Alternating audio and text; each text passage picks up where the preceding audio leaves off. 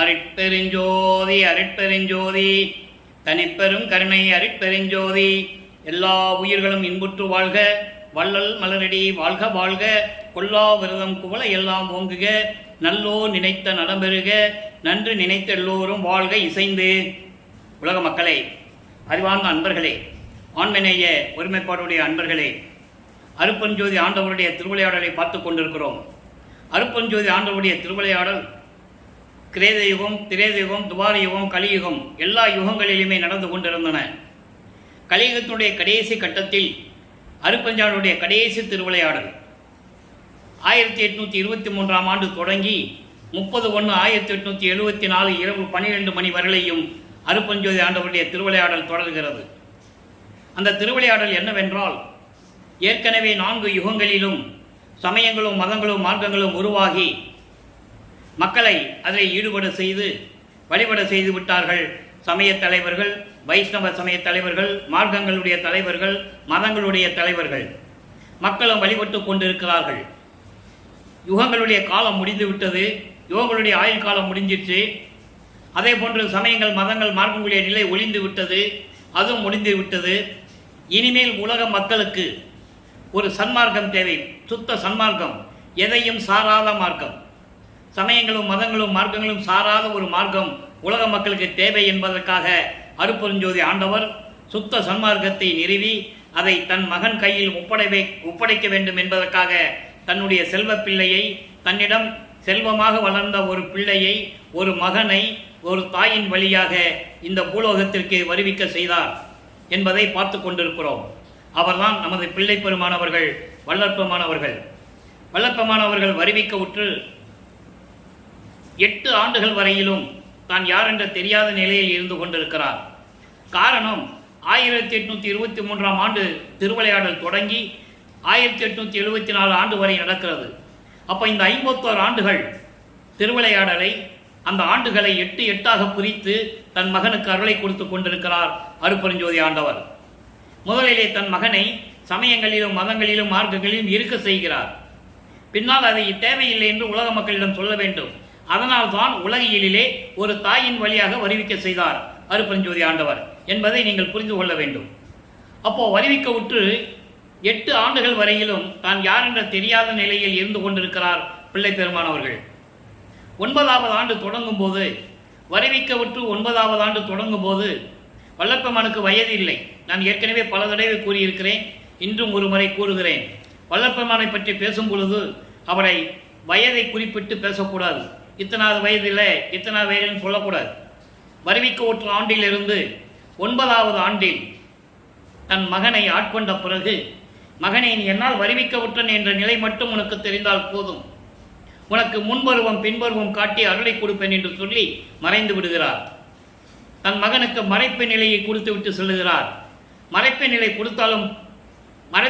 கொடுத்தாலும் அறிவை கொடுத்து விட்டு சொல்லுகிறார். அதை நீங்கள் நல்லா புரிஞ்சுக்கணும். 9வது ஆண்டில் இருக்கும்போது அந்த குழந்தை பருவத்தில் இருக்கின்ற பிள்ளை பெருமானவர்களுக்கு அறிவை கொடுத்து விட்டு சொல்லுகிறார். தானாக சிந்திக்கக்கூடிய அறிவு, பிரபஞ்சத்தை பற்றி தெரிந்து கொள்ள வேண்டிய ஒரு அறிவு, அதெல்லாம் கொடுத்து விட்டு தான் சொல்லுகிறார். ஆனால் அவர் சுத்த சன்மார்க்கத்தை பற்றி சொல்லவில்லை. இந்த நிலையில் இருந்து கொண்டிருக்கிறார் வல்லற்பெருமானவர்கள். அப்போ 9வது ஆண்டு தொடங்கி 12 ஆண்டுகளுக்குள் திருவருள் முறையீடு உதயமாகிறது. திருவருள் முறையீடு என்ற பதிகம் 232 பாடல்களை கொண்டது. நல்லா கவனிக்கணும். மற்ற சமயக்குறவர்கள் மாதிரியோ இந்த சித்தர்கள் மாதிரியோ கிடையாது வல்லற்பெருமான். உலகியலிலே இருக்கின்ற உண்மையினால், உலகியலிலே இருந்ததினால் பாடல்களை ஏன் இயற்றினார் என்பதை நீங்கள் புரிந்து கொள்ள வேண்டும். உலக மக்களுக்கு தெரியப்படுத்த வேண்டும். திருவெற்பாய் என்ற ஒரு நூல் உலக மக்களுக்கு இருக்க வேண்டும். எப்படி சமயங்களிலும் மதங்களிலும் மார்க்கங்களிலும் சார்ந்த தேவாரம், திருவாசகம் போன்ற நூல்கள் எல்லாம் உருவாகியதோ, அதுபோன்று திருவெற்பாய் என்ற ஒரு நூல் உலக மக்களுக்கு தெரியப்படுத்த வேண்டும் என்பதற்காகத்தான் இந்த பாடல்களை இயற்றினார்கள். அவர் இறைநிலையில் இருந்து கொண்டிருப்பவர், ஆனால் மறைப்பு நிலையில் இருந்து கொண்டிருக்கிறார். அப்போ திருவருள் முறையீடு உதயமாகிறது. வல்லற்பெருமானவர்கள் எந்த பாடசாலையிலேயோ எங்கேயோ யாரையும் குருவாக ஏற்றுக்கொண்டோ கல்வி கற்றுக்கொள்ளவில்லை. இதை நான் பதிவு செய்ய கடமைப்பட்டிருக்கிறேன். அவர் இறைவன் கொடுத்த அறிவு. அப்போ அந்த பாடல் உருவாகும் போது எப்படி இறைவனை முறையீடு செய்கிறார், எப்படி விண்ணப்பம் வைக்கிறார் என்பதை திருவருள் முறையீடிலிருந்து அருட்பெருஞ்சோதி திருவிளையாடலை நாம் பார்த்து கொண்டிருக்கிறோம். இன்று 76வது பாடல் திருவருள் முறையீடு. நல்லா கவனிக்கணும். இந்த திருவருள் முறையீடில் எப்படியெல்லாம் தன்னுடைய நிலையையும் இறைவனுடைய நிலையையும் சொல்லி எப்படி முறையீடு செய்கிறார், அதான் திருவருள் முறையீடு. படிப்பட்ட மாயையின் பால் பட்ட சால பரப்பில் பட்டே மிடிபட்ட வாழ்க்கைகளில் மேற்பட்ட துன்ப விசாரத்தினால் அடிபட்ட நான் உனக்கு ஆட்பட்டும் இன்னும் அலைதல் நன்றோ. பிடிபட்ட நேரிடை பெண்பட்ட பாகா பெருந்தகையே. இது பாடல். இப்போ பாடல் உங்களுக்கு புரியாது, ஆனால் விளக்கம் நல்லா எளிமையான விளக்கம். நல்லா பாருங்க. இதை என்ன சொல்றாருன்னா, நான் உனக்கு ஆட்பட்டும் இன்னும் அலைதல் நன்றோ. இது அண்டர்லைன், முக்கியமான வார்த்தை. இப்போ இந்த பொருளை பாருங்க. இந்த பூலோக வாழ்க்கையில், இந்த மண்ணுலக வாழ்க்கையில் உன்னால் நான் வருவிக்க உற்று மாயைகளின் பிடியில் சிக்கி உலகியல் வழக்கங்களில் ஏற்பட்ட துன்பத்தினால் அடிபட்டு அனுபவித்து நான் உன்னால் வருவிக்க உற்றும் இன்னும் பலனில்லை. துன்பங்களையும் துயரங்களையும் சுமந்து கொண்டு அலைவது நல்லதா? நான் உன்னால் வருவிக்க உற்றவன், உன்னால் ஆட்கொள்ளப்பட்டவன், நான் உனது மகன். இதை நினைவில் வைத்துக்கொள். நான் படுகின்ற துன்பங்கள் துயரங்கள் கொஞ்ச நஞ்சமல்ல. ஏளனங்கள், ஏளன பேச்சுக்கள், கேலி கிண்டல், அவமானங்கள், மானம் போய்விட்டது சொல்லுவாரு. அப்போ இந்த நிலையில் இருக்கும்போது என்னை அடைய வைப்பது நல்லதா? நான் உன்னிடம் செல்வ பிள்ளையாக வளர்ந்தவன். அதெல்லாம் பின்னால் சொல்லுவாரு. இதை மனதில் வைத்துக்கொண்டு சொல்லுகிறார், இப்படியெல்லாம் அலைவது நல்லதா? அன்பினால் அகப்பட்டு அழகான இடையுடைய என் அம்மை உமையாலை ஒரு பக்கமாக கொண்ட இறைவனே என்று சொல்லுகிறார். நல்லா கவனிக்கணும். இப்போ அதை ஏன் சொல்றாரு? ஏன் சமயங்களிலும் மதங்களிலும் மார்க்கங்களிலும் அந்த நெறிகளை பின்பற்றி கொண்டு இருந்தார்? திருநூறு பூசி கொண்டிருந்தார், உத்திராட்ச மாலையை போட்டுக்கிட்டு இருந்தார், கழுத்துல கடுக்கான் போட்டிருந்தாரு, எல்லாம் பண்ணிட்டு இருந்தாரு, நமச்சிவாயம் சிவாய நம்ம எல்லாம் சொல்லிட்டு தான் இருந்தாரு. காலத்தின் கட்டாயம் அவர் சொல்லிதான் ஆகணும். ஏன்னா சமயங்களிலும் மதங்களிலும் மார்க்கங்களிலும் தன் மகனை இருக்க வைக்கிறார் அருட்பெருஞ்சோதி ஆண்டவர். இந்த நிலையில் இருந்து வந்த பிறகு மக்களிடம் சொல்ல வேண்டும். நல்லா புரிஞ்சுக்கணும் நீங்க. அப்போ இந்த நிலையில் இருக்கும்போது அப்படிப்பட்ட இறைவனே என்னை விரைவில் வந்து ஆட்கொண்டு அருள்வாயாக என்று சொல்லி இந்த பாடலை அருளி இருக்கிறார்கள். இது 1ஆம் திருமுறை. 1ஆம் திருமுறையில அவருக்கு எதுவுமே தெரியாது. இறைவனை இப்படியெல்லாம் சொல்லிட்டு இருப்பார். அடுத்து 2ஆம் திருமுறை உருவாகிறது. 2ஆம் திருமுறை உருவாகும் போது நமது வல்லப்பமானவர்கள் வருவிக்க உற்று 16 ஆண்டுகள் முடிகிறது. 9வது ஆண்டிலிருந்து 16 ஆண்டுகளுக்குள் என்ன நடந்தது, எப்படியெல்லாம் இறைவனை வேண்டுகிறார்? 2ஆம் திருமுறை பதிகம் 10 பழமொழி மேல் வைத்து பரிவு கூறுதல். பதிகம் பேரு பழமொழி மேல் வைத்து பரிவு கூறுதல் என்பது ஒரு பழமொழியை சொல்லி, உலகையில் பழமொழிகள் சொல்லுவாங்க, அந்த மாதிரி ஒரு பழமொழியை சொல்லி அதனுடைய நிலையை விளக்குவது. அது போன்று இவர் இருக்கின்ற நிலையை சொல்லுவது இறைவனிடம். பாடல் 5வது பாடல் நல்ல கவனிங்க. போர்க்கும் வெள்ளத்தில் பொன் புதைப்பவன் போல். விளக்கம் பின்னால் சொல்றேன், முதல்ல பாடலை சொல்லிடுறேன். ஏன்னா ஏன் பாடலை சொல்லி விளக்கம் சொல்றேன் அப்படின்றத நீங்க சிந்திக்கணும். பாடலை சொல்லாம விளக்கம் மட்டும் என்னால் சொல்ல முடியும், ஆனால் உங்களுக்கு உண்மை புரிய வேண்டும். இந்த விளக்கம் திருவருட்பாவில் இருக்கிறது என்ற உண்மை உங்களுக்கு புரிய வேண்டும். திருவருட்பா உண்மைகளை கொண்டது, பிரபஞ்சத்தின் உண்மைகளை சொல்லக்கூடிய ஒரு திருவருட்பா பாடல்கள் என்பதை நீங்கள் புரிந்து கொள்ள வேண்டும். அதனால பாடல் சொல்லி உங்களுக்கு விளக்கம் சொல்றேன், நீங்களும் புரிஞ்சுக்கணும். திருவருட்பாவில் இப்படியெல்லாம் இருந்தது, வல்லப்பெருமானுடைய நிலை இப்படியெல்லாம் ஒரு காலத்தில் இருந்தது, அதன் பிறகு அவர் சுத்த சன்மார்க்கத்தை பெற்ற பிறகு எப்படி இருந்தார் என்பதையும் நம்ம பார்த்துட்டு இருக்கோம். போருக்கும் வெள்ளத்தில் பொன் புதைப்பவன் போல் புலைய நெஞ்சடை புனிதா நின் அடியை சேர்க்கும் வண்ணமே நினைக்கின்றேன், எனினும் சிறியேனுக்கு உன் திருவருள் புரிவாய்.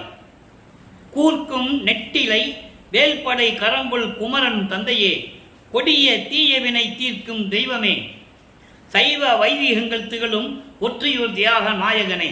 இது பாடல். இந்த பாடல் இருக்கிற விளக்கம் பாருங்க. அதாவது ஆத்து வெள்ளம் ஓடிக்கிட்டு இருக்கு, அதில் கொண்டு போய் தங்கத்தை புதைச்சா இருக்குமா? நல்லா கவனிக்கணும். அதுபோல ஓடுகின்ற ஆற்று வெள்ளத்தில் தங்கத்தை கொண்டு போய் அதில் புதைக்கணும் அப்படின்னு நினைக்கிறவன் போல அது என்ன பண்ணும்? ஆற்று வெள்ளம் எடுத்துட்டு போயிடும், நிற்குமாங்க. அப்போ அந்த பழமொழியை சொல்லி அந்த விளக்கத்தை சொல்றாரு. ஓடுகின்ற ஆற்று வெள்ளத்தில் தங்கத்தை புதைப்பது போல்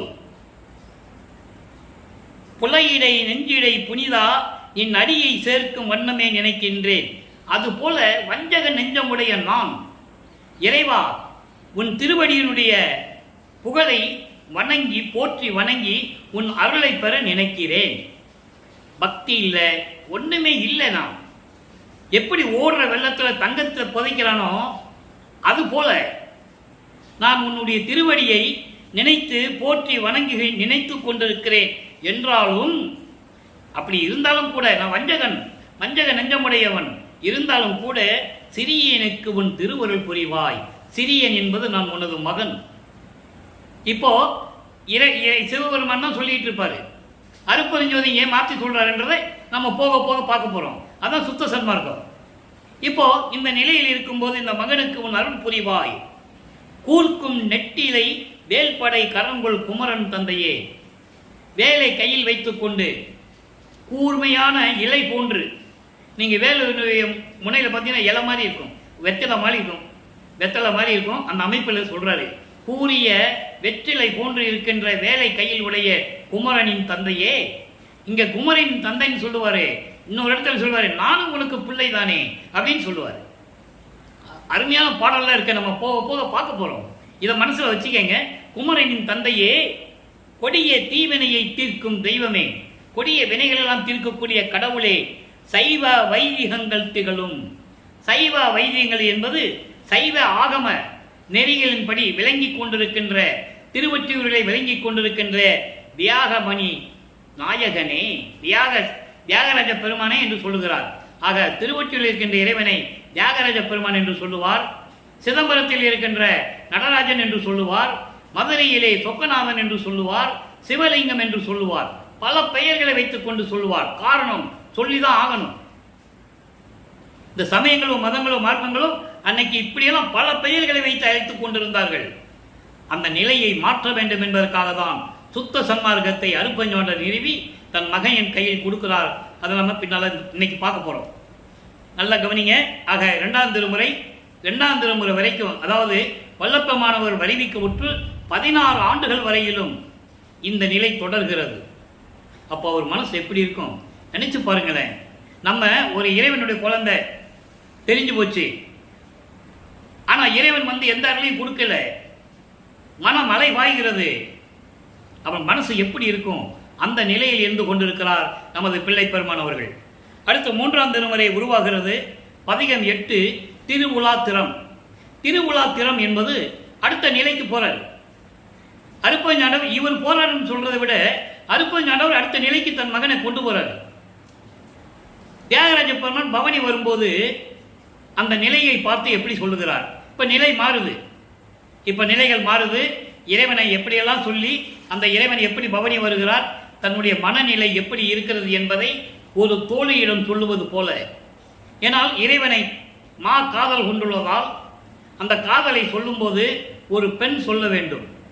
அப்ப தன்னை ஒரு பெண்ணாக உருவகப்படுத்தி இறைவனை தலைவனாக உருவகப்படுத்தி தோழியிடம் சொல்லுவது போல இந்த பாடலை நமக்கு அருளி இருக்கிறார்கள். அது உலக மக்களுக்கு எப்படி சொல்றான்னு இப்ப நம்ம பார்க்கணும். சேவார் கொடியார் ஒற்றி நகர் தியாக செல்வ தியாகரவர் பூவார் கொன்றை புயங்கள் மனம் புனர வரும் பவனி. மனம் புனர வரும் பவனி ஓவா கடிப்போடு அகம் குளிர உடலம் குளிர கண்டு அல்லது பாவார் குதலை பெண்ணே நான் பறிந்து நீரும் பருகேனே. தண்ணி கூட குடிக்க மாட்டேன் அவரை பார்க்காம, அவ்வளவு உறுதியோடு இருக்கிறார். அப்ப வல்லப்பமானவர்கள் 3வது அட்டியில் இருந்து கொண்டிருக்கிறார். 24 வருவிக்க உற்று 24 ஆண்டுகளுக்குள்ள என்ன நடந்தது என்று இப்ப நம்ம பார்க்க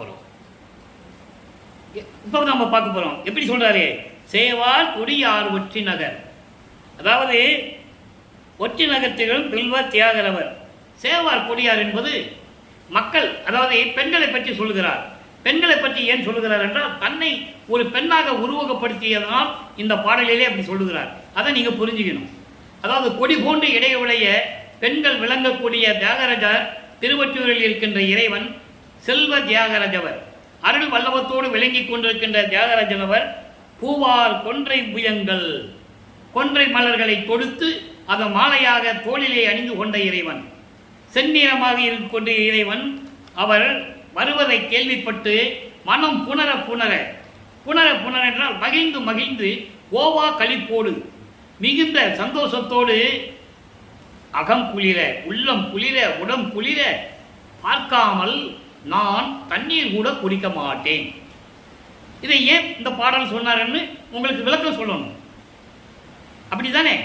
அதாவது தண்ணி கூட குடிக்க மாட்டேன்னு ஏன் சொல்றாருன்னா, அவ்வளவு உறுதியா நான் இருக்கிறேன் உலக மக்களுக்கு சொல்றாரு. உலக மக்களே, நான் இறைவனால் வருவிக்க விட்டு 24 ஆண்டுகள் ஆகிவிட்டது. இதுவரையிலும் இறைவன் எந்த அருளையும் எனக்கு கொடுக்கவில்லை. எப்படிப்பட்ட இறைவன்? திருவொற்றியூரிலே விளங்கிக் கொண்டிருக்க தியாகராஜ பெருமானார், கொன்றை மலர்களை சூடிய இறைவன், அவர் பவனி வருகிறார். நான் அதை கண்டு ரசித்துக் கொண்டிருந்தேன். ஆனால் எந்த அருளையும் பெறவில்லை. இதான் மைய கருத்து. உலக மக்களுக்கு சொல்றாரு, இதான் மைய கருத்து. அதை தன்னை ஒரு பெண்ணாக உருவப்படுத்தியதால் ஒரு பெண்ணிடம் சொல்லுவது போல சொல்லுகிறார். அவ்வளவுதான். இப்போ 24 ஆண்டுகள் முடிஞ்சிடுச்சு. வருவிக்க விட்டு 24 ஆண்டுகள் முடிந்து விட்டது. இப்போ 25வது ஆண்டு தொடங்கி 32 ஆண்டுகளுக்குள் என்ன நடந்தது? அடுத்த 8 வருஷத்துல என்ன நடந்தது? 4வது 8, 4 8 32. அப்ப 25வது ஆண்டிலிருந்து 32 ஆண்டுகளுக்குள் என்ன நடந்தது அப்படின்னு உலக மக்களுக்கு சொல்லணும். இப்போ 27வது ஆண்டு தொடங்கும் போது தனக்கோடி அம்மையாருக்கு தாலி கட்டி மோட்ச வீட்டை காட்டி விமோசனத்தை கொடுத்தது. அது ஒரு நிகழ்வு முடிந்து விட்டது. அப்போ வானவர்கள் பிரம்மன் முதல் திருமால் முதல் எல்லாரும் வந்து மலர் தூவி வாழ்த்துகிறார்கள். என் தந்தையும் தாயும் வரவில்லை என்று சொல்லுவார். அந்த பாடல் எல்லாம் இப்போ நம்ம அருட்பிரகாச மாலையில் பார்க்க போகிறோம். 95வது பாடல் அது. நம்ம வரும்போது அந்த விளக்கம் வரும். இப்போ தனக்கோடி அம்மையாருக்கு தாலி கட்டியது மட்டும் நீங்கள் மனசில் வச்சுக்கங்க. ஏன்னா அதை மறக்கவே முடியாது, சொல்லாமல் இருக்கவும் முடியாது. அது இறைவனுடைய திருவிளையாடலை சொல்லும்போது அந்த திருவிளையாடலையும் சொல்லி ஆகணும். அப்போ அந்த நிலை முடிந்த பிறகு அருட்பிரகாச மாலை உருவாகிறது. 4ஆம் திருமுறையிலே 1வது பாடல். நல்லா கவனிக்கணும். இதுவரைக்கும் எந்த விதமான அருளையும் அவர் பெறவில்லை. இப்போ என்ன சொல்றார்? அருட்பிரகாச மாலையில மொத்தம் 100 பாடல் இருக்கு. ஒவ்வொரு பாடலும் நம்ம பார்க்க போறோம் தினமும். நீங்க நல்லா கவனிக்கணும். ஏற்கனவே அருட்பிரகாச மாலை 100 பாடலுக்கு நமது யூடியூப் சேனலில் நான் விளக்கம் கொடுத்துருக்கேன், நீங்க பார்த்துக்கலாம். இருந்தாலும் திருவிளையாடல் சொல்லும் போது அந்த பாடலுடைய கதை சுருக்கத்தை சொல்ல வேண்டிய காலத்தின் கட்டாயம். அந்த நிலையில் நான் இருந்து கொண்டிருக்கிறேன். அதனால் உங்களுக்கு விளக்கமாக சொல்லுகிறேன். இதற்கு முன்னால் பார்க்காதவர்களும் இதை தெரிந்து கொள்ளலாம். உலகமெல்லாம் உதிக்கின்ற ஒளிநிலை, மெய் இன்பம் உருகின்ற வெளிநிலை. நல்லா கவனிக்கணும். இப்பவும் அருப்பெருஞ்சோதின்னு சொல்ல மாட்டாரு. ஆனால் அருப்பெருஞ்சோதி ஆண்டவர் தன் தந்தை என்று தெரியும், சுத்த சன்மார்க்கத்தை வாங்க போறேன்னு தெரியும், எல்லா அருளையும் பெற போறேன்னு தெரியும். ஆனால் வெளிப்படையாக சொல்லவில்லை, அதை சூட்சுமமாக சொல்லுகிறார். அந்த நிலையிலிருந்தே விளக்கம் பார்க்கலாம். உலகமெல்லாம் உதிக்கின்ற ஒளி நிலை. அப்படி என்ன? உலகமெல்லாம் பரிபூர்ணமாக வீசிக்கொண்டிருக்கின்ற ஒளி நிலை. ஒளி நிலை என்ன? அருப்பெருஞ்சோதி அதை சொல்லலை, ஒளி நிலைன்னு சொல்றே. ஏன் சொல்லலைன்னா அதுக்கும் விளக்கம் தர வேண்டியிருக்கு. இன்னும் அவர் சுத்த சன்மார்க்கத்தை வாங்கவில்லை. நல்லா கவனிக்கணும். சுத்த சன்மார்க்கத்தை இன்னும் வாங்கலை அவர். அதனால ஒளி நிலைன்னு தான் சொல்லுவார். இதுக்கு முன்னால நமச்சிவாயா, சிவாய நம, சிவசிவா, தியாகராஜ பெருமான், மாசிலாமணியெல்லாம் சொல்லுவார். இனிமேல் அதெல்லாம் சொல்ல மாட்டார். நிலைகள் மாறிவிட்டது. அடுத்த நிலைக்கு போய்கொண்டிருக்கிறார் என்று சொல்லுவதை விட அருப்பெருஞ்சாண்டவர் தன் மகனை அழைத்து சென்று கொண்டிருக்கிறார், இவருக்கு அறியாமலேயே. அதான் உண்மை. அப்போ உலகமெல்லாம் ஒளி வீசி பரிபூர்ணமாக இருக்கின்ற நிலை, மெய்யின்பம் உருகின்ற வெளிநிலை, விந்து நாதம் பரவிந்து பரநாதம் போன்ற வெளிநிலைகள் என்று உபய நிலையாகி, உபயம் என்பது 2 சேர்த்து. பரிபூர்ணமான ஒளி வீசிக் கொண்டிருக்கின்ற நிலை, வெளிகளெல்லாம் கடந்து நிற்கின்ற நிலை. இந்த 2 நிலைகளும் ஆகி விளங்கும் நின் சேவடிகள் வருந்தியிட, உனது காலடிகள் வருந்தியிட, நடந்தே இரவில் எளியேன் இருக்கும் இடம் தேடி அடைந்து. அண்டர்லைன். இதை ஏன் இந்த பாடலை கொடுத்தாருன்னா நல்லா புரிஞ்சுக்கணும். அதாவது 24 ஆண்டுகள் வரைக்கும் எந்த விதமான அருள் கிடைக்கல. சரி, அப்பதான் கொடுக்கல. தனக்கோடிக்கு தாலி கட்டும் போதா வருவார் நினைச்சாரு, அப்பயும் வரல. உடனே என்ன பண்ணாரு, அவர் இருக்கிற இடத்துல இருந்துகிட்டு கதவை தாப்பா போட்டார். இனிமே நான் எங்கேயும் போறதில்லை, உன்னை பார்க்க வரப்போவதில்லை, உன்னை முன்னிடம் பேச போவதில்லை அப்படின்னு சொல்லி கதவை சாத்திட்டார். கதவு சாத்தி தாப்பா போட்டார், தாழ்பல் போட்டார். அப்போ இறைவன் வருவதை கூறுகிறார். நல்லா பாருங்க, நல்லா கவனிங்க, அற்புதமா இருக்கும். பிரபஞ்சத்தில் எந்த முனிவன் எந்த ரிஷியும் யார் எந்த பதத்தலைவனும் சொன்னதில்லை. நல்லா பாருங்க, இறைவனை தேடி இவரை தேடி இறைவன் வருகிறார். நல்லா கவனிங்க. இரவில் எளியேன் இருக்கும் இடம் தேடி அடைந்து கலகமில்லாத தெருக்கதவம் காப்பு அபிவிக்க புரிந்து. இவர் தாப்பா போட்டார்ல, இப்ப யார் தாப்பா திறக்கிறது? நல்லா புரிஞ்சுக்கணும். அவர் திறக்க முடியாது, அவர் திறக்க முடியாதுன்னு சொல்லிட்டாரு. பிள்ளை பெருமானவர்கள் உள்ள இருந்துட்டு திறக்க முடியாதுன்னு சொல்லிட்டாரு. இனிமேல் அது கதவை திறக்க போறதே இல்லை அப்படின்னு தாப்பா போட்டார். அப்போ அவர் இறைவன் வருகிறார். இவர் இருக்கும் தேடி வந்து கலகமில்லாத தெருக்கதவு, அதாவது அமைதியா இருக்கு, தெரு அமைதியா இருக்கு, நடு ஜாமம், நள்ளிரவு ஜாமம் வந்து அங்கே இறைவன் நின்று அவருடைய அருளால் தாழ்பால் திறக்கிறது. நல்லா கவனிக்கணும். கூட்ட தாழ்பால் எப்படி திறக்கும்? உள்ள தாப்பா போட்டாச்சு. அப்போ இறைவன் அருளால் இறைவன் அந்த தாப்பாவை திறக்க வைக்கிறார். திறக்க வச்சு உள்ளே வந்து மகிழ்ந்து என்னை அங்கு அழைத்து எனது கையில் ஒன்று கொடுத்தாய். ஒன்று என்னது? அருள் கொடை. அருள் கொடைனா என்ன அருள் கொடை? பின்னால பார்க்க போறோம். பாட்டில் இருக்கிறது அப்படியே வச்சுக்காங்க, மனசுல வச்சுக்காங்க. ஒன்று கொடுத்தாரு, ஒரு அருளை கொடுத்துட்டாரு. அந்த அருள் என்னன்றதை இப்ப பின்னால் நம்ம பார்க்க போறோம். சுத்த சன்மார்க்க வந்த பிறகு அது என்ன அருள்னு சொல்லுவார். அது வரைக்கும் ஒன்று தான் சொல்லுவார். 100 பாடலையும் அப்படிதான் சொல்லுவார். அது ஒவ்வொரு பாடலையும் என்ன என்பதை நம்ம 6ஆம் திருமுறையில் ஒவ்வொரு பாடலில் பார்க்க போறோம். அதான் இது திருவருட்பாவினுடைய ஒரு அற்புதம். இப்போ ஒன்று கொடுத்துட்டாரு, கதவை திறந்தாரு, உள்ள வந்தாரு, மகனை கட்டி அணைச்சி வா மகனின்னு சொல்லி பக்கத்தில் வச்சு கட்டி அணைச்சி ஒரு அருள் கொடையை கொடுத்துட்டாரு. அழகில் அருள் கடலா முன் பெருமையை என்னென்பேன், கருணை கடல் நீ, உன்னுடைய அருளை என்னவென்று சொல்லுவது? ஆனந்த வள்ளி மகிழ் அருள் நடநாயகனே, என் அம்மை ஆனந்தவல்லி சிவகாம வள்ளி மகளக்கூடிய மகிழ்ந்து இருக்கக்கூடிய என்னுடைய இறைவனை என்று சொல்லுவார். சொல்லிட்டாரா? இப்போ அருள் கொடையை வாங்கியாச்சு. என்ன வாங்கினாரு சொல்லணும்ல?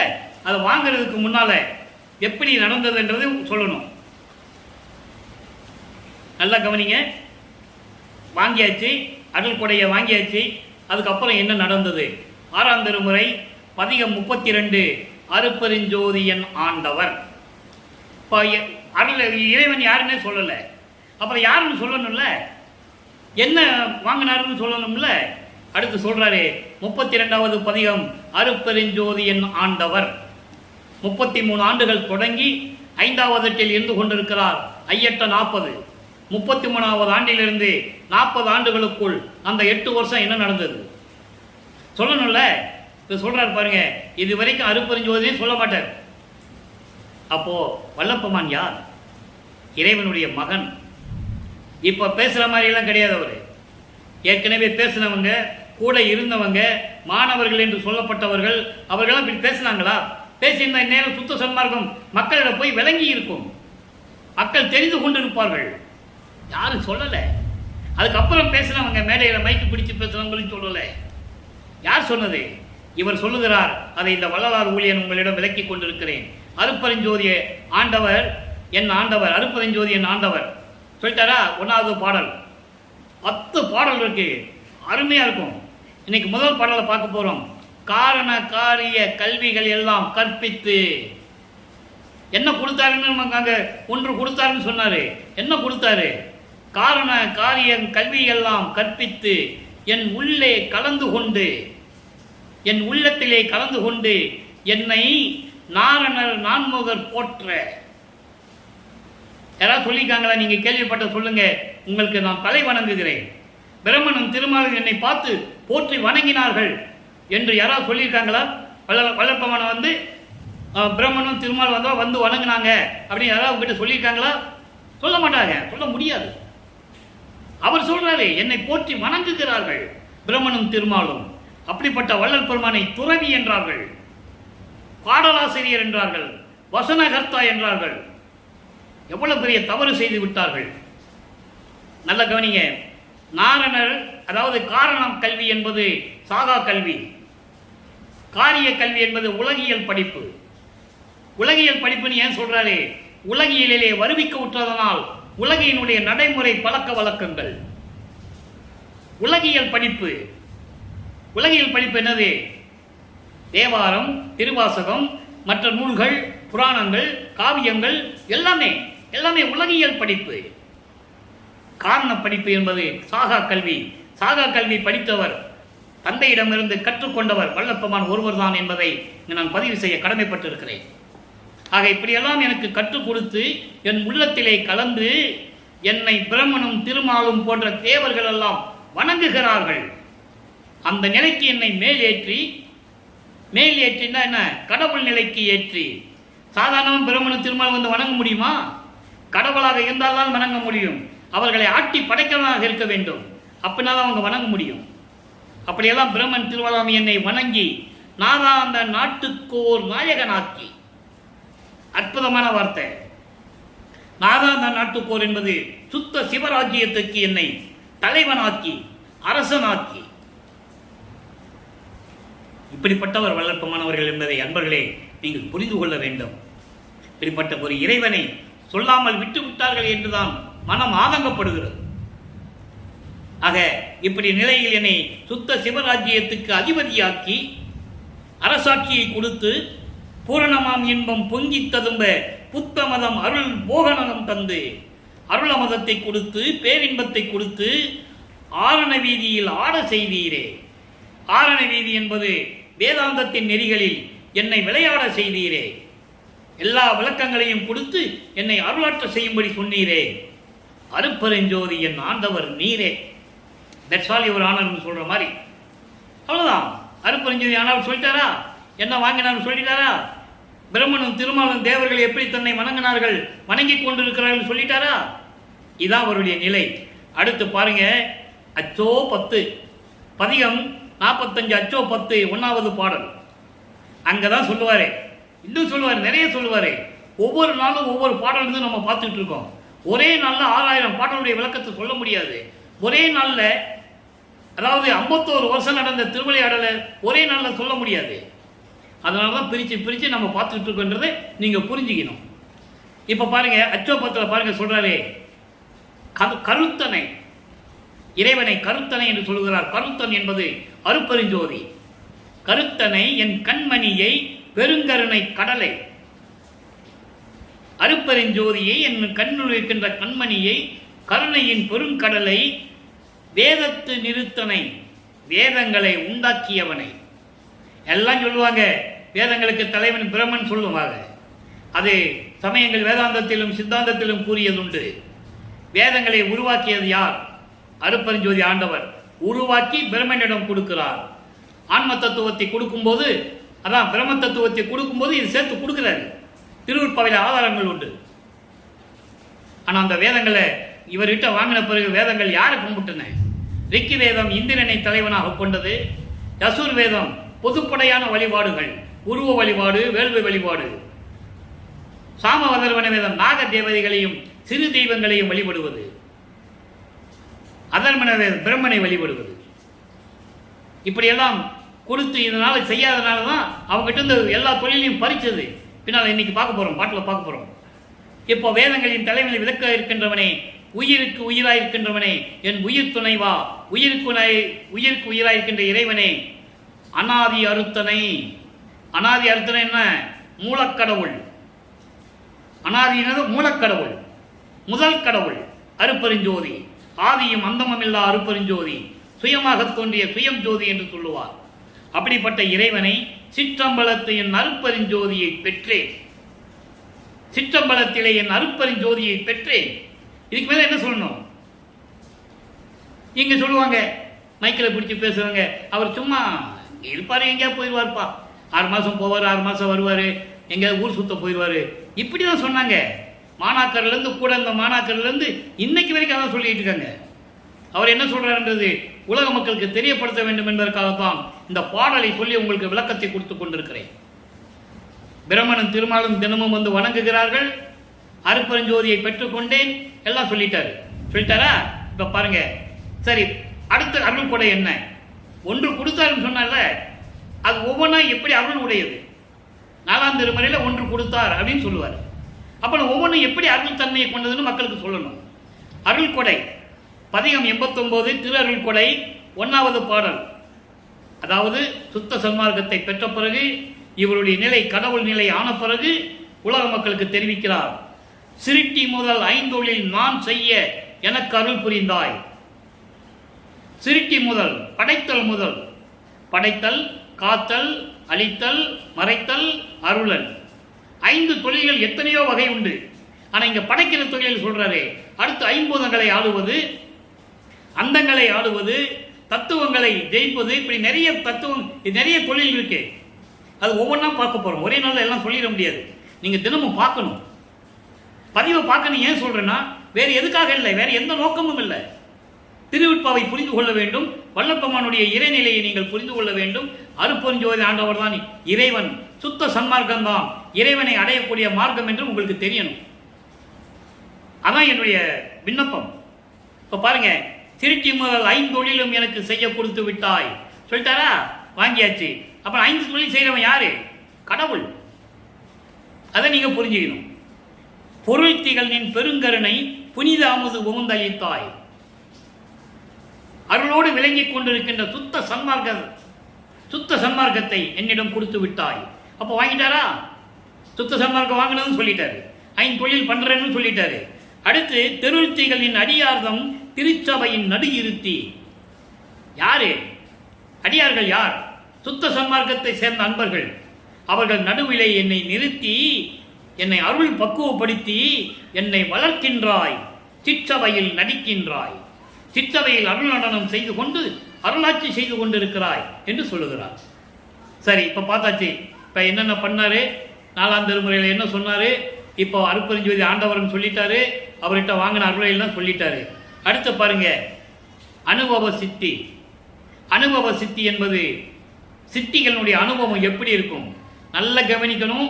சித்தர்கள் பெற்றது சித்தி அல்ல, அது கர்ம சித்தி, யோக சித்தி. இங்கே சித்தி என்பது ஞான சித்தி. கர்ம சித்தி பெற்றவர்கள் அவர்களுடைய சித்தி காலம் 3.25 வருஷம் தான் இருக்கும். அதுக்கப்புறம் வேலை செய்யாது. கர்ம சித்தி என்பது 108 வருடங்கள் வரைக்கும் இருக்கும். அதுக்கப்புறம் அந்த சித்தி பெற்றவனுடைய அருள் வேலை செய்யாது. ஆனால் ஞான சித்தி அப்படி அல்ல, இறைவனுடைய சித்தி. அதான் ஞான சித்தி.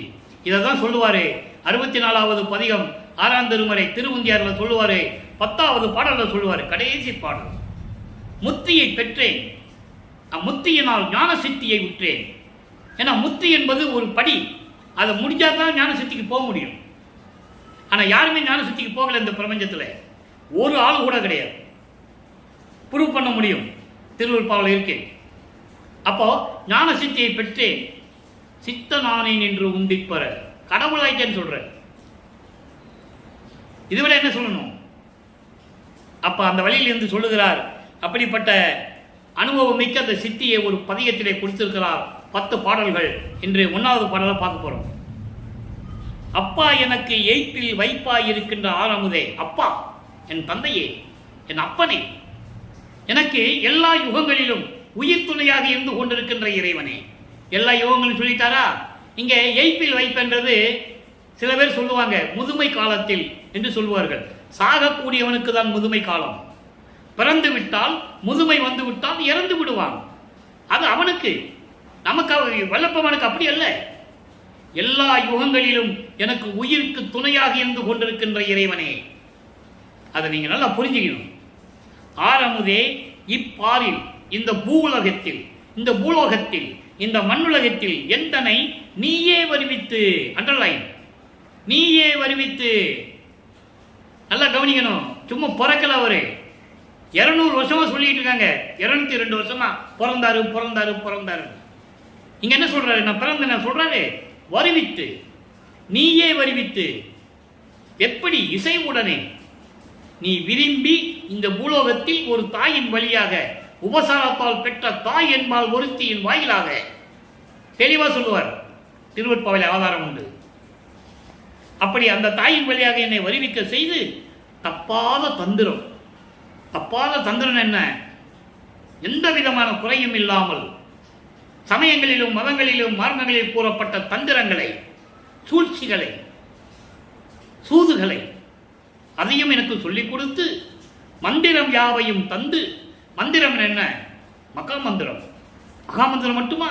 அதோடு மட்டுமல்ல, இறை அனுபவம் நிலையை குறிக்கக்கூடிய ஒரு நிலை, இறை அனுபவத்தை நிலையை குறிக்கக்கூடிய ஒரு நிலை, ஜீவனை உணரக்கூடிய நிலை, ஒரு ஜீவனை உணரக்கூடிய நிலை, ஜீவகான்ய ஒழுக்கத்தை நினைவு கூறக்கூடிய ஒரு நிலை. அதான் மந்திரம். மகாமந்திரம் சொல்லி எனக்கு இந்த நிலைகள் எல்லாம் சொல்லி உலகில் வெப்பானது தவிர்த்து சமயங்களிலும் மதங்களிலும் மார்க்கங்களில் கூறப்பட்ட நெறிகளை எல்லாம் நீக்கி, குற்றங்களையும் குறைகளையும் துன்பங்களை எல்லாம் நீக்கி ஐந்தொழில் செய்ய விதித்தனையே. மறுபடியும் சொல்றார், ஐந்தொழில் செய்வதற்கு என்னை படைத்தாயே. இறைவனால் படைக்கப்பட்டவர், இறைவனால் வருவிக்க விட்டவர் வளர்ப்பமான். அதை மனசுல வச்சுக்கணும் நீங்க. அவ்வளவு விளக்கங்கள் இருக்குது நண்பர்களே திருவெட்பாவிலே. ஆக அனுபவ சித்தி முடிஞ்சிருச்சா? இப்ப பாருங்க, அடுத்த பதியத்துக்கு போறோம். மெய்யருள் வியப்பு 112வது பதியம். இங்க என்ன சொல்றாருன்னு நீங்க நல்லா கவனிக்கணும். என்ன சொல்றாருன்றதை நீங்க கவனிக்கணும். மணியே, நின்னை பொதுவில் கண்ட மனிதர் தேவரே. பொதுவில் என்ன? சத்தியஞான சபையில் உன்னை பார்த்த மனிதர்கள். சத்தியஞான சபையில் பார்க்கின்ற மனிதர்கள் யார்? சுத்த சன்மார்க்கத்தை சேர்ந்தவர்கள். அதான் சொன்னாரே, கொலையும் தவிர்த்து உள்ளே புகுதல் வேண்டும். அவன் தான் இறைவனை பார்க்க முடியும், இறைவனுடைய அருளை பெற முடியும். ஆக மணி போன்ற இறைவனே, அருட்பெருஞ்சோதியே, உன்னை சத்தியஞான சபையில் பார்க்கின்ற மனிதர்கள் எல்லாம் தேவர்களாகிவிட்டார்கள். நல்லா புரிஞ்சுக்கணும். சத்தியஞான சபையில் உன்னை பார்க்கக்கூடிய மனிதர்கள், அந்த மனிதர்கள் யார்? சுத்த சன்மார்க்கத்தை பின்பற்றி இருக்கின்றவர்கள், இறைவனையே கதி என்று இருக்கின்றவர்கள், அருட்பெருஞ்சோதியே இறைவன் என்று நினைத்துக் கொண்டிருப்பவர்கள். அவர்கள் எல்லாம் தேவர்களாகிவிட்டார்கள். சத்தியமான வார்த்தை திருவெட்பாவில் இருக்கிறது, உண்மையான வார்த்தை அன்பர்களே. ஆக சொல்லிட்டாரா? அடுத்து சொல்றார் பாருங்க, மனிதர் கண்ணில் பட்ட புல்லும் மரமும் தேவரே. எந்த மனிதர்கள் சமயங்களிலும் மதங்களிலும் மார்க்கங்களில் ஈடுபட்டு கொண்டு உயிர்களை கொலை செய்து கொண்டு புலால் உண்ணு கொண்டு மாமிச உணவுகளை உட்கொண்டு இருக்கின்றவர்கள் கண்ணில் பட்ட புல்லும் மரமும் கடவுள் என்று நினைத்துக் கொண்டிருக்கிறார்கள். புல்லு என்ன? அருகம்புல்லு. அருகம்புல்ல மாட்டு மலத்தில் குத்தி வச்சு அதை கும்பிட்டுக்கிட்டு இருக்கான். அவனுக்கு அறிவு விளங்காது. அவர் சொல்றாரு, நான் சொல்லல, பாட்டில் இருக்கிறத சொல்றேன். சொல்ல வேண்டிய கடமை எனக்கு.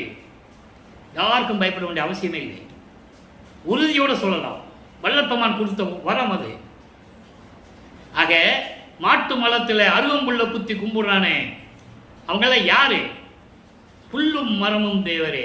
அவங்கெல்லாம் இந்த அருகம்புல்லையும் மரம் என்ன? அரச மரம், புங்க மரம், இந்த வேப்ப மரம், வில்வ மரம், இதெல்லாம் சுற்றிக்கிட்டு இருப்பாங்க.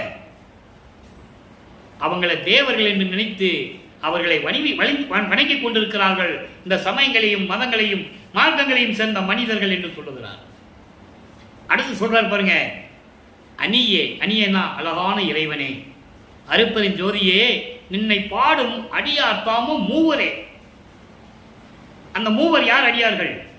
பிரம்மனும் திருமாலும் ருத்திரனும் 3 பேரும் உன்னை கும்பிட்டு இருக்கான்.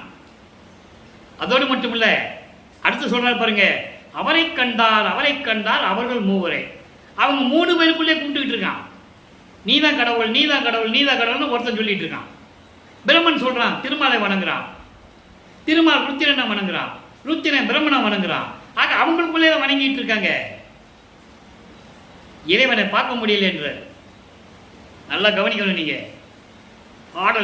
பாடல் வரி மட்டும் முக்கியம் அல்ல, இறைவன் கொடுத்த விளக்கத்தை பார்க்கணும். அதில் சூட்சமமான விளக்கங்கள், இறைவன் கொடுத்த வளர்ப்பமான் கொடுத்த விளக்கத்தை நீங்க புரிஞ்சுக்கணும். இப்போ புரிஞ்சிருக்கும் உங்களுக்கு. ஆக சத்தியஞான சபையிலே சுத்த சன்மார்க்கத்தை மேற்கொண்டு கொலையும் புலையும் தவிர்த்து நீங்கள் வந்து வணங்கினால் நீங்கள் தேவர்கள். அதே போன்று சமயங்களிலும் மதங்களிலும் மார்க்கங்களில் இருக்கின்ற மனிதர்கள் அருகம்புல்லையும் வேப்ப மரத்தையும் அரச மரத்தையும் வில்வ மரத்தையும் சுத்தி கொண்டிருக்கிறார்கள். அவர்களுக்கு அறிவு விளங்காது. தெளிவா சொல்றாரு. ஆக இந்த பிரம்மனும் திருமாலும் அவங்க அவங்க கடவுள்னு அவங்களுக்குள்ளே பேசிக்கிறாங்க. ஏன்னா உண்மையான கடவுளை பார்க்க முடியலன்னு சொல்ற. அடுத்து இறுதியாக ஒரு விளக்கம் நண்பர்களே. அற்புதமான பாடல் ஆடேடி பந்து, இரண்டாவது பாடல். ஆடேடி பந்து என்பது நல்லா கவனிக்கணும். இரண்டு கோழிகள் விளையாடுவது போல இந்த பாடலை அருளியிருப்பார்கள். ஏன்னா உலக மக்களுக்கு எளிமையாக சொல்லணும், அவங்களுக்கு புரிகிற மாதிரி சொல்லணும். அதனால் இரண்டு தோழிகள் பந்தாடுனா எப்படி சந்தோஷமாக இருப்பாங்க, அந்த நிலையில் இருந்து கொண்டு இந்த பாடலை சொல்லியிருக்கிறார்கள். ஆடேடி பந்தில் இரண்டாவது பாடல் பாருங்க. அருமையான உண்மைகள் அந்த பாடல் இருக்கு அன்பர்களே. இசையாமல் போனவர், நல்லா கவனிக்கணும். இசையாமல் போனவர் எல்லோரும் நான இரவா பெருவரம் யான் பெற்றுக்கொண்டேன். முதல்ல ரெண்டு வரியா பார்ப்போம். 8 வரி இருக்குது. இதெல்லாம் விளக்கம் சொல்லணும்னா வருஷ கணக்கில் சொல்லணும், அவ்வளவு விளக்கம் இருக்குதுல்ல. இசையாமல் போனவர்கள் விண்ணுலகத்தில் முதல்ல பார்ப்போம். விண்ணுலகத்தில் சுத்த சன்மார்க்கத்தை பெற முடியாதவர்கள், விரும்பாமல் இருக்கின்றவர்கள். அங்கே தெரியும் எல்லாருக்கும் சுத்த சன்மார்க்கம் இருக்கிறது, ஆனால் யாருமே அதை விரும்பலை. விரும்பினா மற்ற போகங்களை அனுபவிக்க முடியாது, கொலை செய்ய முடியாது, போருக்கு போக முடியாது, இப்படியெல்லாம் மதுபானம் அருந்த முடியாது, சோமபானம் அருந்த முடியாது. இந்திரன் சோமபானம் அருந்தியே ஆகணும். பிரம்மனும் திருமாலும் ருத்திரும் சண்டை போட்டு உயிர்களை கொன்னே ஆகணும். அவங்க எப்படியெல்லாம் கொலை செஞ்சாங்கன்னு திருவுட்பால பாடல் இருக்கு, ஆதாரம் இருக்கிறது, எடுத்து காட்டுவேன், யாரும் மறுக்க முடியாது. போருக்கு உரியாருன்னே சொல்லுவார். போருக்கு உரியார் அயன் மால் புங்கவர்கள் தேவர்கள் தெளிவாக சொல்லுவார். போகன் சொல்லுவார் இந்திரனை அடிமையானவன், மதுக்கு அடிமையானவன், காமத்துக்கு அடிமையானவன் என்று சொல்லுவார். அப்ப அப்படி இருக்கும்போது அவன் எப்படி சுத்த சன்மார்க்கத்தை விரும்புவான்? அதான் சொல்றாரு, இசையாமல் போனவர்கள். அங்கே விண்ணுலகத்தில், இங்கே பூலோகத்தில் ஒரு தாயின் வழியாக வருவிக்க உற்று சமயங்களிலும் மதங்களிலும் மார்க்கங்களிலும் இருந்து அவர்கள் இருந்து எல்லாமே கூட இருந்தவங்க பார்த்தாங்கல்ல. மாணாக்கர்கள் என்று சொல்லப்பட்டவர்கள், சீடர்கள் என்று சொல்லப்பட்டவர்கள், நண்பர்கள் என்று சொல்லப்பட்டவர்கள் எல்லாம் பார்த்துட்டு தானே இருந்தாங்க. சுத்த சன்மார்க்கத்தை பெற்ற பிறகு கூப்பிடுறாருல்ல, சுத்த சன்மார்க்கத்துக்கு வாங்க, இந்த ஜாதி பேரெல்லாம் எடுத்துருங்க, முதலையாறு, செட்டியாறு, பிள்ளையாறு, ஐயரு, ஐயங்காரு, இதெல்லாம் நமக்கு தேவையா? வேண்டான்னு சொல்றாரு. ஆனால் அவங்களுக்கு விருப்பம் இல்லை.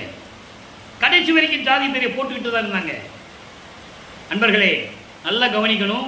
ஒருத்தரை இழிவுபடுத்துவதற்காகவோ தேவையில்லாமல் பேசுவதற்காக இந்த விளக்கம் கொடுப்பதில்லை. இறைவன் கொடுத்த விளக்கம்.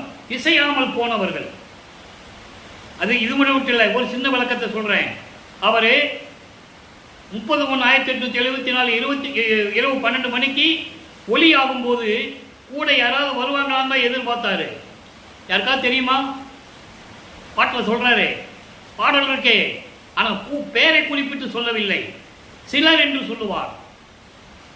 நான் எதிர்பார்த்தேன், யாரும் வரல அப்படின்ற. வந்ததா கூட்டு போயிருப்பாரு, அப்போ இந்த பிரபஞ்சத்தை தெரிஞ்சிருக்கும். பாட்டில் இருக்கே, நான் திரும்பி பார்க்குறேன், யாருமே இல்லைன்னு சொல்றாரு. மெய்யர் வியப்பில் பாட்டு இருக்கு, அந்த பாடலுக்கு நான் விளக்கம் கொடுத்துருக்கேன். அதான் இங்கே சொல்றாரு, இசையாமல் போனவர்கள் அவர்களெல்லாம் வெட்கப்படும்படி, வேதனைப்படும்படி இறைவா வரவத்தை நான் பெற்றுக்கொண்டேன். என் கூட வந்திருந்தாங்கன்னா நானும் கொடுத்துருப்பேன்றார். யாரும் இந்த விளக்கத்தை மறுக்க முடியாது. அன்பர்களே, இசையாமல் போனவர் எல்லோரும் காண இரவா பெருவரம் நான் யான் பெற்றுக்கொண்டேன். வாங்கிட்டார். அப்பா இதுக்கு முன்னால் இருந்தவங்களா, ஐயோ விட்டுட்டோமே, கவலைப்பட்டு என்ன பிரயோஜனம்? இருக்கும்போது சொன்னார்ல, தோன்றும் துணையான காலத்திலே சொன்னாரே, ஒளியாவதற்கு முன்னாலே சொன்னாரே, கேட்கல யார்? ஜாதியை போடாத, ஜாதிகளை பற்றி பேசாதீங்க, திருநூறு பூசாதீங்க, உத்தரச்சக்கட்டை போடாதீங்க, சுத்தமாக வாங்கன்னு சொன்னார்ல, யார் கேட்டா? அடுத்து சொல்றாரு பாருங்க, நல்லா கவனிக்கணும். 8 வரியும், ஒவ்வொரு வரியும் காண கிடைக்காதது, பொன் போன்ற வரிகள், இறைவனால் அருளப்பட்டது. மற்ற இந்த பிரபஞ்சத்தில் தோன்றிய அத்தனை நூல்களும் மனிதர்களாக பிறந்து இறைவனை வேண்டி இறைவனால் ஆட்கொள்ளப்பட்டு இறைவனால் அருளப்பட்டது. அவ்வளவுதான். இங்க அப்படி இல்லை, இறைவனை கொடுத்தது. பாருங்க, வசையாதும் இல்லாத மேல் திசை நோக்கி, வசையாது இல்லாத மேல் திசை நோக்கி வந்தேன். இந்த வரிக்கு விளக்கம் சொல்றேன், நல்லா மனசுல வச்சுக்கங்க. யாரா, நான் பெருமைக்காக சொல்லலை, சத்தியமா யாராலையும் சொல்ல முடியாது. இறைவன் அருளும் தயவு இருந்தால் தான் இது சொல்ல முடியும். அதுதான் உண்மை, யதார்த்தமான உண்மை. நான் தமிழ் இலக்கணம் இலக்கியம் படித்தவன் அல்ல, இறைவனால் அருளப்பட்டவன். இறைவனால் விளக்கம் வாங்கி தான் உங்களுக்கு சொல்றேன். நல்லா பாருங்க. வசையாது இல்லாத மேல் திசை நோக்கி வந்தேன், எந்த விதமான தடங்கள் இல்லாமல். வல்லப்பகன் ஒரு இடத்துல சொல்வாரே, விண்ணப்பத்தில் சொல்வார், பெரும் விண்ணப்பத்தில் சொல்வார், இல்லாமுடைய அற்புதஞ்சோதி அற்புத கடவுளே, இது தொடங்கி எக்காலத்தும் சுத்த சன்மார்க்கத்தின் முக்கிய தடைகள் ஆகிய சமயங்கள், மதங்கள், மார்க்கங்கள் என்று சொல்லுவார். அதை தான் இங்க ஒரு வரியில சொல்றாரு, வசையாதும் இல்லாது, எந்த விதமான தடையும் இல்லாமல் நான் சிவஞான வெளிக்கு சென்று அங்கே சுத்த சன்மார்க்கத்தை பெற்றுக்கொண்டு இங்கு வந்தேன். ஏன் வந்தாரு அது சொல்லணும்ல, சொல்லுவார்.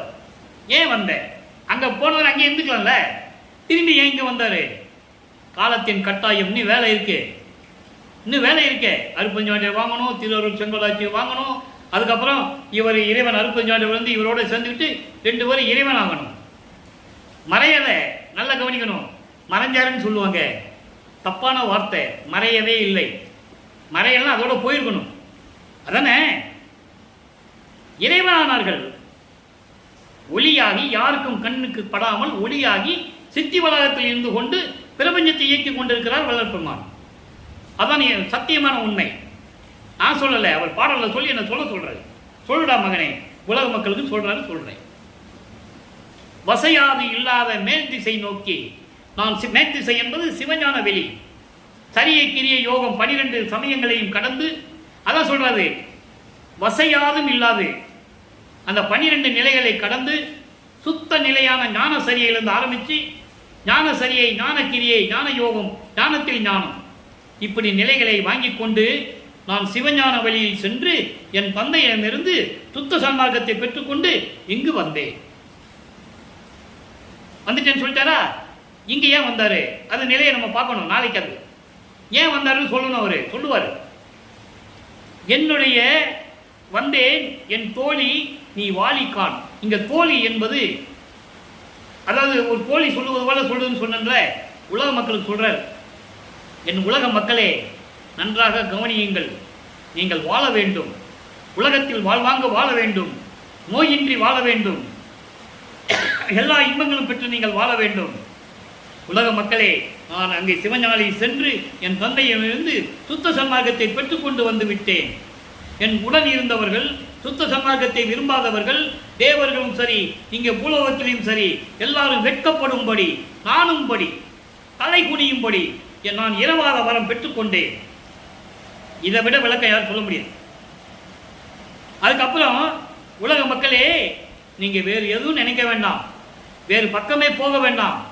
நசையாரே, வேறு நசையாரே, தோழியை சொல்லுவது போல சொல்றாரு உலக மக்களுக்கு. அவ்வளவு வித்தியாசம். உலக மக்களே, நீங்கள் இந்த சமயங்களையும் மதங்களையும் மார்க்கங்களையெல்லாம் நீ போக வேண்டாம், அதுல பிரயோஜனம் இல்லை, ஒண்ணுமே இல்லை.